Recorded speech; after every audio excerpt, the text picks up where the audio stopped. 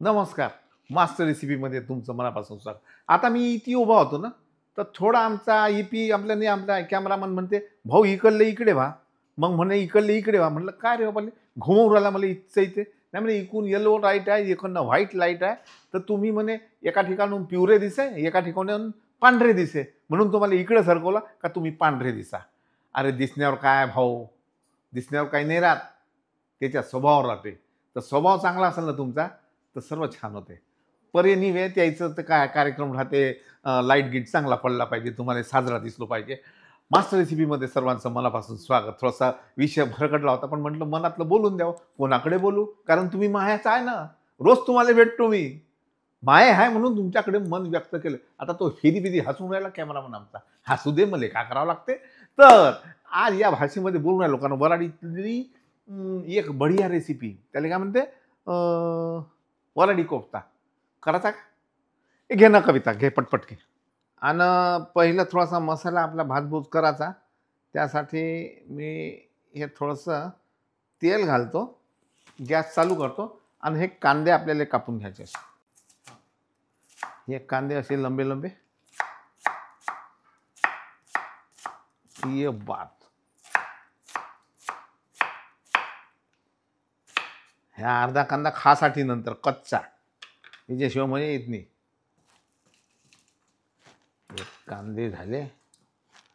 त्यानंतर जसे आपण एक 2 अडीच कांदा घेतला, तर हे साधारण अर्धा वाटी फल्लीचे दाणे. त्यानंतर अद्रक घेतलं मी ना थोडंसं, ना लसण. हे चांगलं भाजबूज करायचं. आता हे तळायचं कसं करू मी? आणि हे कांदे भातभूज करतो तर एक सांगतो तुम्हाला, हे काय आहे, वैदर्भीय खाद्य संस्कृती बाय विष्णू मनोहर. विष्णू मनोहर म्हणजे मीच होय. हिनं मी लिहिली आहे रेसिपी. आणि हे सकार प्रकाशननी बनवलेली पुस्तक आहे. याला अवॉर्ड बी भेटला. तुम्हाला पाहिजे असेल तर खाली नंबर दिला, त्याला मागवा. पुस्तक येते bookganga.com किंवा आपले ॲमेझॉन काय काय राहते ना, ते लोक विकते हे पुस्तकं. त्यामध्ये लय रेसिपी, म्हणजे तुमच्या चटण्या म्हणू नका, वारवणं म्हणू नका, भाज्या म्हणू नका, भाताचे प्रकार म्हणू नका, भातोडे, हे ते अमका ढेमका चिमका सगळं भेटते. घ्यान विकत, घेऊन तर पहा.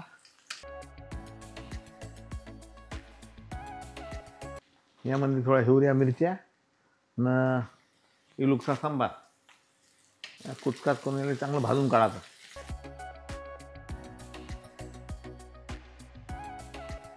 आणि हे मिक्सरमध्ये बारीक करायचं.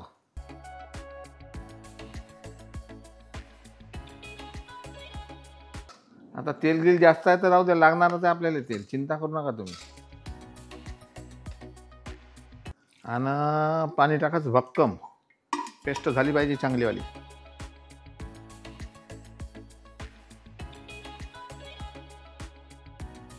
आता याच्यामध्ये तुम्ही पाहत असाल का, मी हे पत्तागोबी, हे गाजर आणि समार हे किसकास करून टाकून दिलं.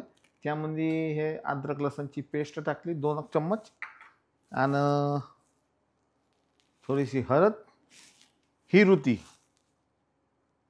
हिरुती म्हणजे तिखट, नाही तर लगेच कमेंटमध्ये लिहा हिरुती का होय, हिरुती का होय. चण्याच्या डाळीचं पीठ. आमच्या विदर्भामध्ये ते चण्याची डाळ खूप खाते बाबा.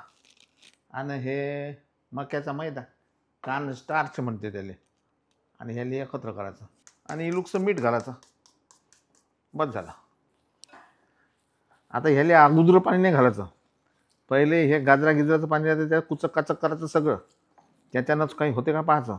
नाही जमलं तर थोडंसं पाणी द्यायचं मग, अगदी थोडी इलुकचं, बिलकुल छटाकभर. हातामध्ये घे जा बा, नाही भजे पकोडे नाही म्हणायचे.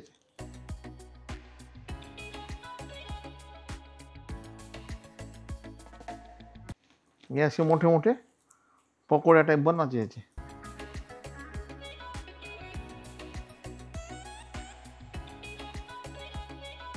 आणि याले मस्त तळाचं बा. मस्त असं असं असं बढिया झाले हे. आता थोडंसं लालसर रंगामध्ये तळा, मंद आचेवर.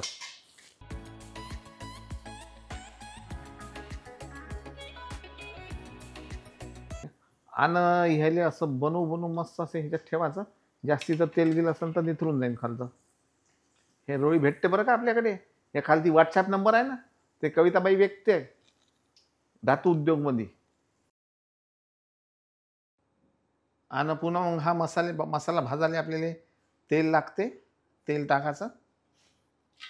हे 2-4 हिरव्या वेलच्या, लवंग असेल तर घरामध्ये लवंगा टाकून द्या थोड्याशा. आणि हे झालं रे झालं की आपला मसाला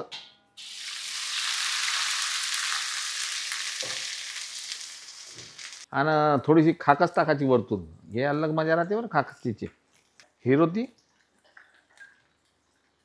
हिरोची थोडीशी रचमचच राहते भाऊ, सांगून राहील तुम्हाला. आणि हळद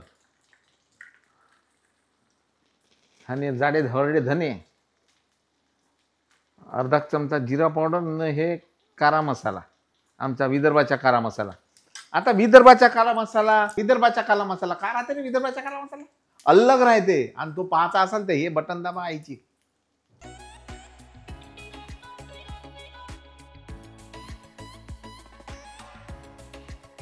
आणि ह्या मसाल्याचं पाणी टाकून जावा, वाया नाही घालवायचं काही. अजून धुवून घे थोडंसं, तेजपान तमालपत्र म्हणते त्याला.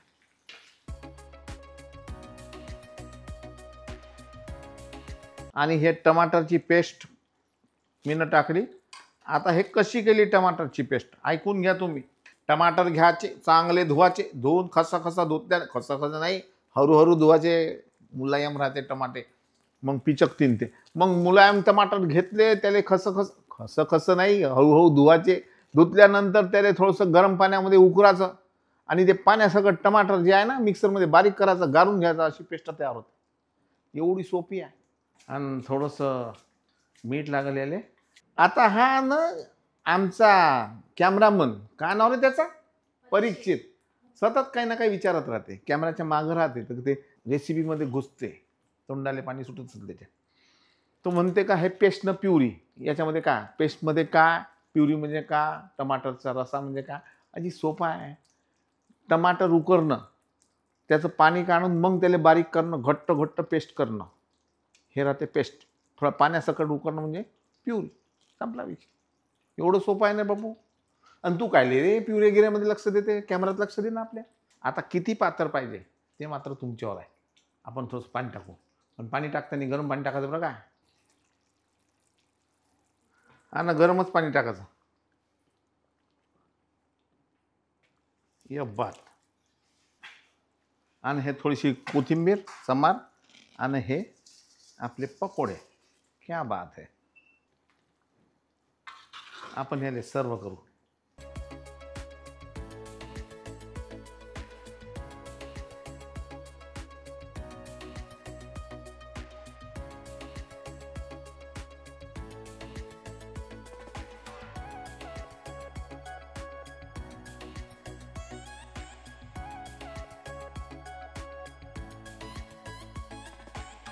पाहिला का जी आमचा वराडी कोफ्ता आहे की नाही झन्नाटेदार. मग हा वराडी कोफ्ता नक्की बनवा. मग तो कारा मसाला बनवायचा असेल तर बनवा, नाही तर विकत आणा. आमचा कारा मसाला विदर्भ पद्धतीचा कारा वाघमारेचा चांगला भेटते, आम्ही बी तोच वापरतो. जमलं कधी घेऊन पाहा. पाहता मास्टर रेसिपीज लाईक करा, सबस्क्राईब करा, शेअर करा. नमस्कार.